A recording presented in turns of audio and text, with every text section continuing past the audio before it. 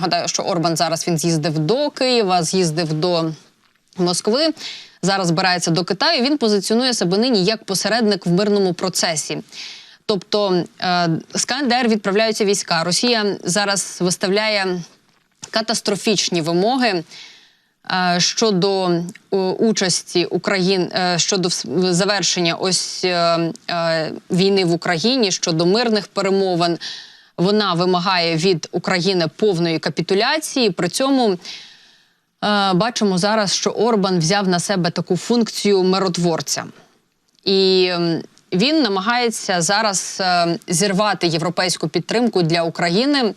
Таку думку висловили в Інституті вивчення війни. І зазначається, що при цьому Путін він продовжує в своїх меседжах заявляти, що єдиний варіант, на який готова піти Росія в так званих мирних переговорах, це все ж таки капітуляція України. Це те, про що я щойно, власне, вам говорила, що умови Путіна, вони жодним чином не змінилися. І наші експерти говорять про те, що, направду, умови Путіна, напевно, що не змінилися, тому що зараз він ще не бачить для Росії якоїсь серйозної загрози. Можливо, в майбутньому, можливо, він розуміє, що все ж таки війна на виснаження – це не історія Росії.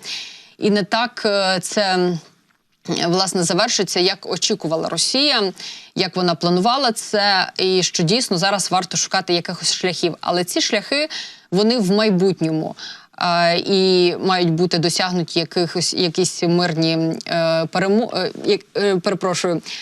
шляхом мирних перемовин, власне, мають бути досягнуті якісь результати. При цьому можна зараз поки що погратися з Європою. Зокрема, запросити там до себе Орбана, показати росіянам, що до них їдуть європейці, і ще й представити, звісно, Орбана як очільника країни, яка зараз головує в Раді Європи. Аналітики Інституту вивчення війни зазначають, що для України надзвичайно важливою є ситуація на полі бою для того, власне, аби вести ось свій власний мирний процес, на який настроєна наша країна. І, зокрема, мова йде і про саміт за українською формулою миру.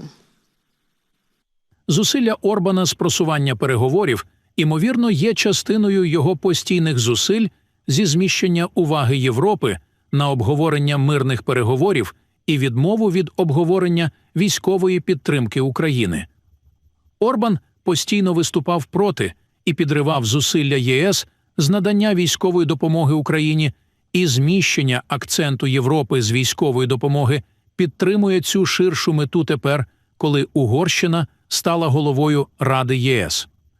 Заклики Орбана та інших до переговорів і мирна формула України – це різні зусилля з різними цілями, і президент Росії Володимир Путін продемонстрував, що він не зацікавлений у будь-яких угодах на основі переговорів, окрім капітуляції України.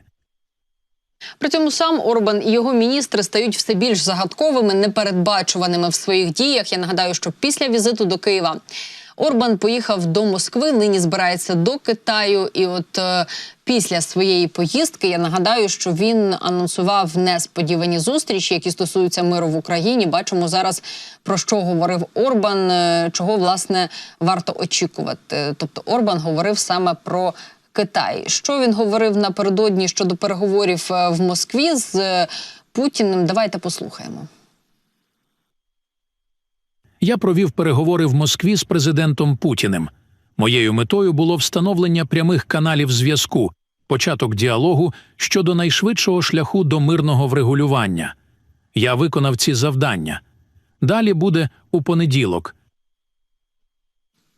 Тим часом угорський міністр закордонних справ закликав європейських політиків, які нібито підтримують війну в Україні, пристебнути ремені і анонсував, що найближчі 6 місяців будуть, так би мовити, миротворчими з подачі, напевно, що Угорщини. І, вочевидь, говорячи про термін саме в 6 місяців, Сєрто мав на увазі саме час головування Угорщини в Раді Європейського Союзу.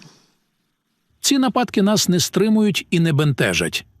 Місія миру триває і навіть стає сильнішою. Тому я прошу європейських політиків, які підтримують війну, пристебніть ремені та стежте за оновленнями наступного тижня. Тепер усі можуть бути впевнені в тому, що наступні 6 місяців будуть місією миру, щоб нарешті забезпечити мир у нашому регіоні. Те, про що говорив Сіарто, це, власне, реакція європейських лідерів на дії Орбана. Зокрема, я нагадаю, що Жозеп Борель висловився, Урсула фон дер Ляєн свою думку сказали щодо візиту Орбана до Москви. Ну і є, звичайно, що і реакція від України. Проте не Орбан єдиний бажає взяти на себе функцію миротворця. Так, скажімо, міністр закордонних справ Туреччини Хакан Фідан заявив, що мирні зусилля мають бути поширені на ширшій основі, щоб покласти край війні. І вихід він запропонував ось такий. Сказав, що варто створити так звану платформу миру та залучити якомога більшу кількість країн. Необхідно створити платформу миру, яка запобігатиме поглибленню поляризації, матиме високу якість участі та представництва і віддаватиме пріоритет дипломатії. Ну і ще одна країна є, яка також хоче розпочати мирні перемовини між Україною та Росією. Про таку ініціативу заявила Болгарія, зокрема виконувач обов'язків прем'єр-міністра країни Дімітр Главчев. Він відзначив, що відповідні кроки можна буде зробити на майбутньому саміті НАТО у Вашингтоні. Я нагадаю, що Болгарія підтримує Україну. Зокрема, Главчев відзначив, що Болгарія готова надати нашій країні підтримку в розмірі 80 мільйонів євро. Попри це, болгарських військ на території України не буде. Главчев наголосив, що болгарські війська вони захищатимуть національну територію. Я щиро вважаю, що ми повинні виступати за мирні переговори, а Болгарія виступатиме як посередник. Що може бути краще за це? І я буду пропонувати саме це, жодних проблем немає. Це гарна пропозиція, але для того, щоб нас визнали як посередників, необхідна згода. Важливо підкреслити, що ці мирні переговори мають відповідати статуту ООН і міжнародному праву. Це умови, які, на мій погляд, не підлягають обговоренню.